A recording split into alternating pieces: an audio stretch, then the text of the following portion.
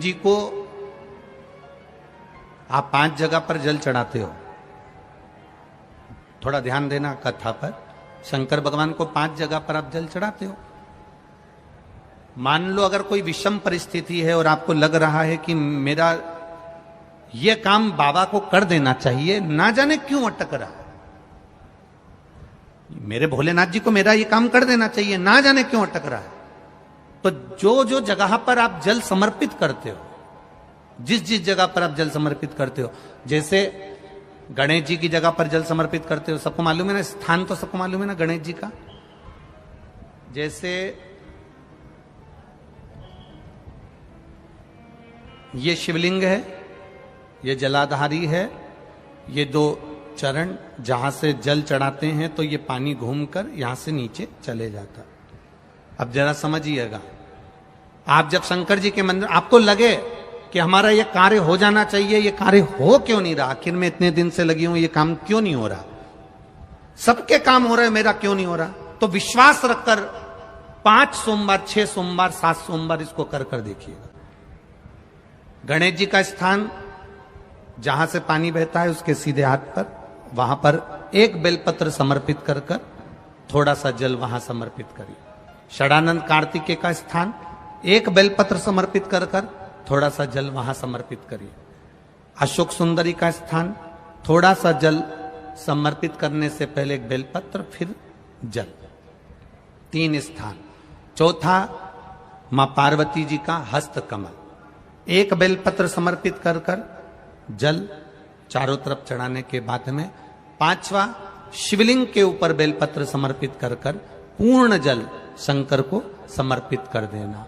ये 5 स्थान का चढ़ा हुआ जल आपके जो काम अटक रहे हैं, जो कार्य में आपको तकलीफ आ रही है, आप बाबा को बस एक बेलपत्र और एक लोटे जल में से 5 स्थान पर जल समर्पित करने पर आप तुरंत 2 महीना भी नहीं लगेगा, मेरा विश्वास कहता है 15 या 20 दिन में बाबा उसको स्वीकार करेंगे। 15 से 20 दिन। पहला जल कहां चढ़ाना है, जम के बोलो जरा, गणेश जी वाला स्थान। दूसरा, कार्तिकेय वाला स्थान। अब इसको समझ लेना आप अच्छे से। हम ये नहीं कह रहे हैं कि तुम गणेश जी की मूर्ति पे चढ़ाओ, हमने ये नहीं बोला। हमने ये भी नहीं बोला कि कार्तिकेय जी की मूर्ति पे जल चढ़ाओ, हमने ये भी नहीं बोला कि माता पार्वती जी की मूर्ति पे जल चढ़ाओ। आप तो जो शिवलिंग रखा हुआ है और जो जलाधारी गोल है उस पे जो शिवलिंग रखा है, जहां से पानी बह रहा है, उसके राइट हैंड में गणेश, लेफ्ट हैंड में कार्तिकेय, बीच में अशोक सुंदरी, पार्वती जी का स्थान, हस्तकमल और ये शिवलिंग। आपको गणेश जी के ऊपर जाकर जल नहीं चढ़ाना, आपको कार्तिकेय के ऊपर जाकर जल नहीं चढ़ाना, आपको देवी जी के ऊपर जल नहीं चढ़ाना, आपको तो केवल शिवलिंग की जलाधारी पर और शिवलिंग पर जल चढ़ा। पहला स्थान, बोलते जाओ जम के, केवल जल नहीं, बेलपत्र फिर जल। दूसरा, कार्तिकेय। तीसरा, अशोक सुंदरी। चौथा, अब पार्वती जी को जो तुम जल चढ़ाओगी और बेलपत्र चढ़ाओगी, उसमें तुम्हारा स्मरण होना चाहिए। तुम कहां बैठी हो जल चढ़ाने के लिए, तुम्हारा ध्यान कहां है, कहां बैठकर शंकर जी को जल चढ़ाना चाहिए। आपको पहले भी कथा में कहा, जहां से जलाधारी का पानी बह रहा है, इसके ठीक विपरीत जगह में आप यहां बैठ जाओ। उत्तर दिशा में पानी जाता है तो आप दक्षिण दिशा में बैठकर उत्तर की ओर मुख कर कर बाबा के, मां पार्वती जी के हस्त कमल पर बेलपत्र रखोगी, जल चढ़ाओगी और वहीं से बाबा को तुरंत आनंद के साथ में बेलपत्र चढ़ाकर जल चढ़ाओगी। भले खड़े होकर या वहां जाकर तुम यहां पर जल चढ़ा दो, परंतु उसके बाद में जब आप जल चढ़ाओगी, जब बाबा पार्वती जी को जब बेलपत्र और जल चढ़ाओगी, तो आपका मुख कहां होना चाहिए, जहां से पार्वती, जहां से ये जल बहकर जा रहा हो, यहां बैठोगे तो जल जहां बहकर जा रहा है उधर की साइड तुम्हारा मुख हो जाएगा, उत्तर की साइड तुम्हारा मुख हो जाएगा और बाबा को आप जल समर्पित करो।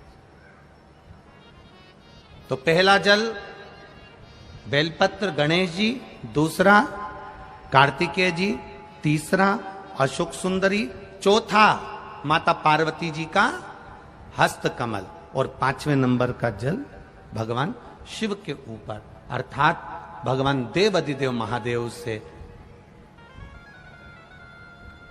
प्रार्थना करते हुए कि तेरा ही दिया मैंने खाया पिया है, तेरा शुक्रिया है, तेरा शुक्रिया।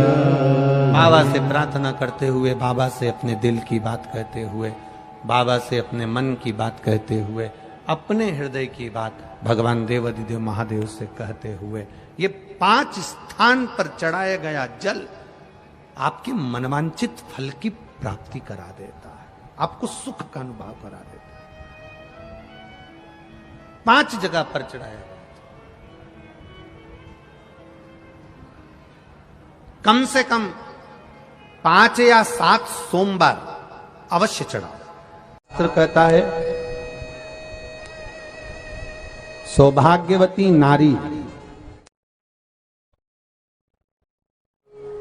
जितना भजन पूजन करती है, सौभाग्यवती नारी जितना भगवत नाम स्मरण करती है, भगवत पूजन करती है, व्रत करती है, साधना करती है, तप करती है, पूजन करती है, पाठ करती है, आराधना करती है, अर्चना करती है, उस सौभाग्यवती नारी का किया हुआ दान, पुण्य, धर्म, भजन, कीर्तन, स्मरण, सेवा, चाकरी उसके पति के भी काम आती है और उसके पुत्र और पुत्री के भी काम आती है। एक सौभाग्यवती नारी के द्वारा किया, आवाज पकड़ रहा है, एक सौभाग्यवती नारी के द्वारा किया गया भजन, पूजन, स्मरण, संकीर्तन, नाम जाप, नाम कीर्तन उसके पति के भी काम आया और उसके बच्चों के भी काम आया। देखिए कितना सुंदर शिव महापुराण में चरित्र आया है वृंदा देवी का, कि वृंदा जितना नाम जाप करती है, वृंदा जितना नाम भजन करती है, वृंदा जितना नाम स्मरण करती है, उसके पति को उसका लाभ है। सोमवार के व्रत का अगर आप विधान देखेंगे, और हम तो कहते हैं केवल 16 सोमवार से ही मतलब मत रखो। आप माताएं अगर एकादशी का व्रत कर रही है, सोमवार का कर रही है, मंगलवार का कर रही, बुधवार का करे, गुरुवार का करे, चतुर्थी का करे, तीज का करे, छठ का करे, आप जो भी व्रत करते हो उस व्रत का विधान स्कंद पुराण में लिखा हुआ है। और स्कंद पुराण में क्या वर्णन लिखते हैं कि नारी जब सौभाग्यवती हो जाती है, लड़की की जब शादी हो जाती है और वो अपने पति के घर में जब रह रही होती है, पति के संग रह रही होती है, तो पति के घर में रहकर जितना भजन पूजन करती है, जितना स्मरण करती है, वो उसके द्वारा किया गया भजन, पूजन, व्रत, आराधना, उद्यापन, चाकरी, दर्शन, ये सब का फल उसके पति के खाते में भी जाता है और उसके पुत्र और पुत्री के भी खाते में जाता है। पर उसमें एक बात का विशेष ध्यान रखना, स्कंद पुराण कहती है कि आप व्रत को उठाएं। आपने व्रत उठाया, कहां उठाया? पति के घर से उठाया, ठीक है। आपने व्रत उठाया सोमवार का, 16 सोमवार का, पशुपतिनाथ का, या गुरुवार का, या मंगलवार का, या बुधवार का, जो भी व्रत आपने उठाया वो पति के घर से उठाया। अब आपका फर्ज क्या है कि व्रत आप अगर कर रही हो तो पति के घर का ही अन्न, पति के घर का ही जल,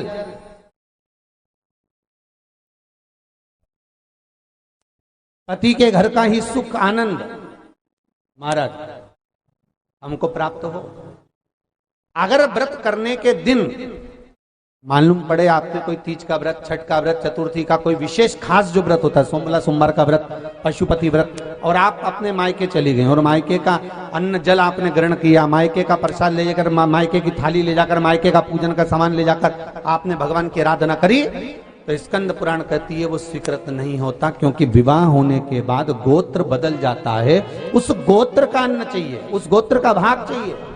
हम हमारे बाबा से रूठ जरूर जाते हैं, हमको लगता है कि वो हमारा परीक्षा ले रहा है, हमको लगता है वो हमारी परीक्षा ले रहा है, मैं भूखी रह गई, मैं प्यासी रह गई, मैं अब पहुंची, हो सकता है हम जितना कष्ट देवाधिदेव महादेव की कथा में जितना कष्ट, बाबा से मिलने में जितना कष्ट, हम परमात्मा को प्राप्त करने में हम जितना कष्ट भुगतते हैं, जितना कष्ट हमें होता है, हम स्टेशन पर पड़े हैं, हम बस में धक्के खा रहे हैं, हम गाड़ियों पर पड़े हैं, हम रोड पर पड़े हैं, हम टेंट में पड़े हुए हैं, मिल रहा खाने को नहीं मिल रहा, हम जितना जितना कष्ट भोगते हैं, ये तैयारी में रहना कि जैसे रेस के घोड़े को मालिक कष्ट देता है तो रेस का घोड़ा जीत जाता है। अगर तुझे कष्ट मिल रहा है तो तू भी जीत कर ही मानेगा, निश्चितता है तेरी।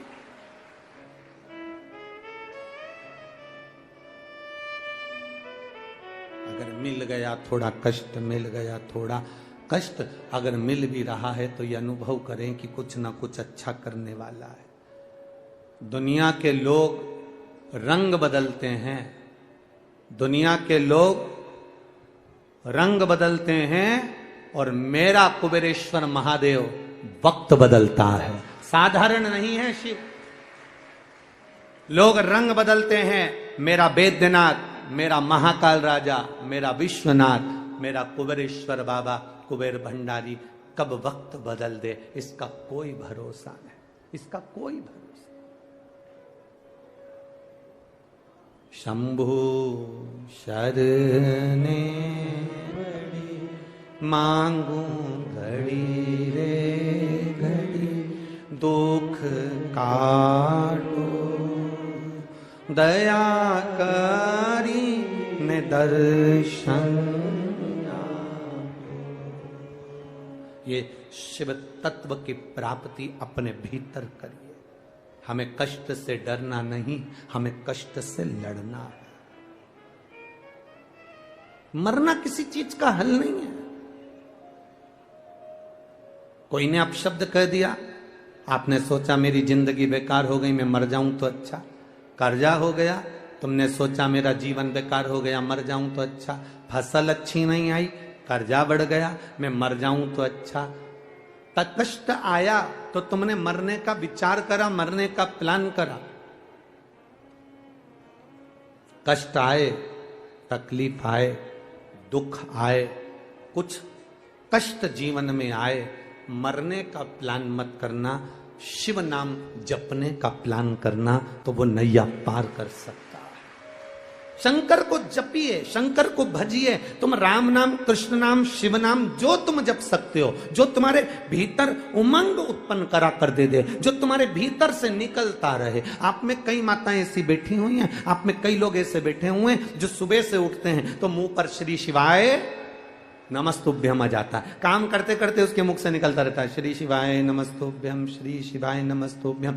मंदिर जा रही है, श्री शिवाय नमस्तुभ्यम। कहीं काम कर रही है, श्री शिवाय नमस्तु। कई लोग आप में ऐसे बैठे हुए हैं जिनके मुख पर गुणगान चलता रहता है। सुबह उठे तो गुणगान, रात को सोए तो गुणगान। उसके भीतर कथा के प्रति इतना रुझान हो गया कि शंकर का नाम उसके मुख से निकलता रहता है। ओम नमः शिवाय, नमः शिवाय, राम नाम, कृष्ण नाम, शिव नाम उसके भीतर अपने आप घट की जिह्वा से निकलता रहता है। उसको वो नहीं चाहती कि मेरे मुंह से नाम निकले, तो भी वो नाम अपने आप निकल रहा है। मतलब शंकर भगवान उसको याद करना प्रारंभ कर दिए, इसलिए अपने आप श्री शिवाय नमस्तुभ्यम मुख से निकलना प्रारंभ हो गया। शिव याद कर रहे हैं उसको, भगवान देवाधिदेव महादेव याद कर रहे हैं उसको, इसलिए शिव नाम मुख से निकल रहा है।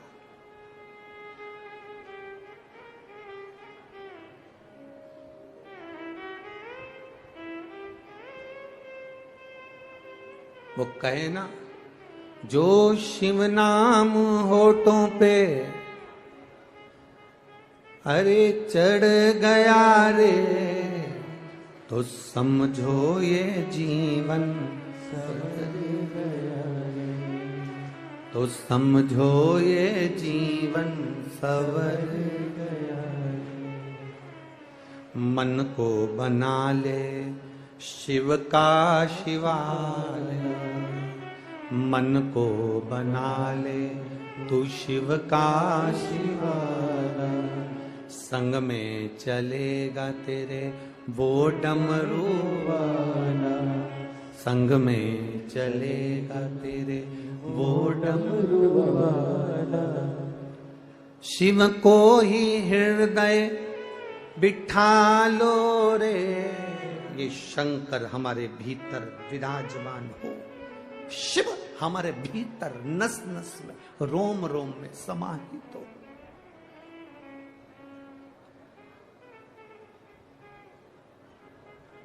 और जब शिव रूपी रतन हमारे भीतर आ जाएगा, जब हमारे भीतर शिव रूपी रतन आ गया, जब हमारे भीतर राम रूपी रतन आ गया, जब हमारे भीतर कृष्ण रूपी रतन आ गया, जब हमारे भीतर भगवत भजन रूपी रतन आ गया, तो समझ लें कि अपने जीवन की सार्थकता निश्चित है। कष्ट हो सकता है जीवन में, कष्ट आ सकता है जीवन में, पर उसको निपटाने का, उसको समाप्त करने का तरीका केवल भगवत भजन ही है। केवल प्रभु का नाम ही है। आज ये नियम है, थोड़ा ध्यान दीजिएगा। मान लो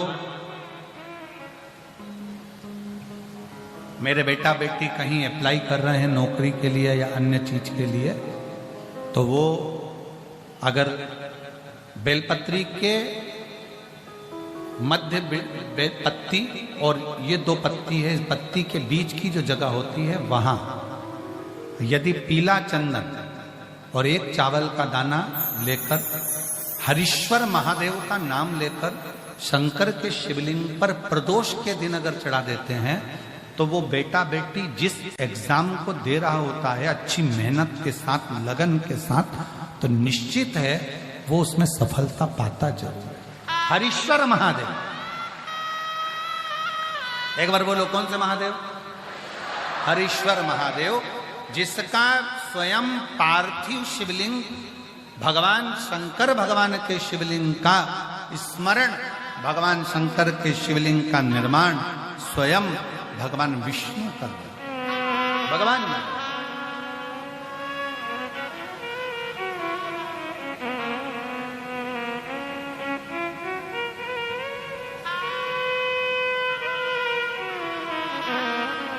और एक और स्मरण कहे, किसके लिए करा था भगवान शंकर ने? लक्ष्मी को वापस पाने, लक्ष्मी को वापस प्राप्त करने,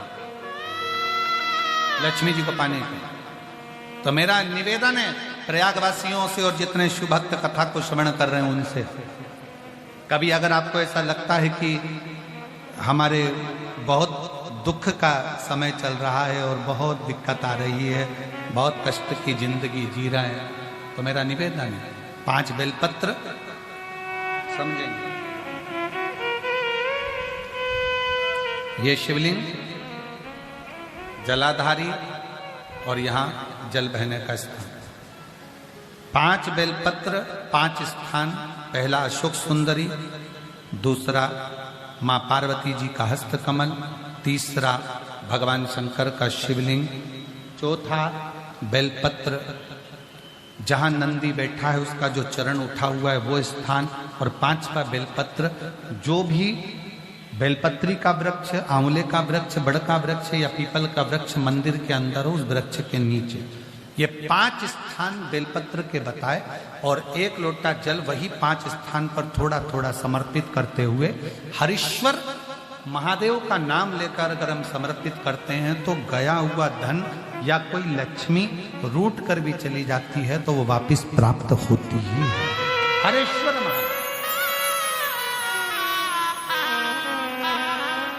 भगवान हरीश्वर महादेव का स्मरण हमारे लिए लाभदायक है। हरीश्वर महादेव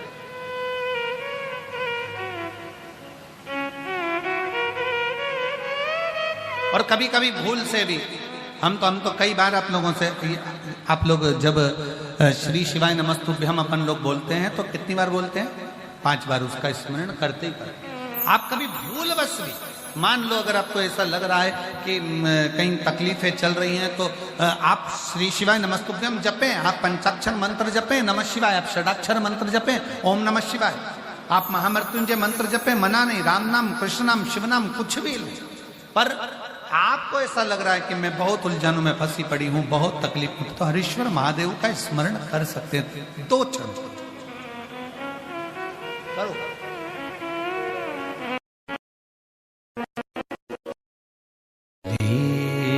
शिवाय नमस्तुभ्यं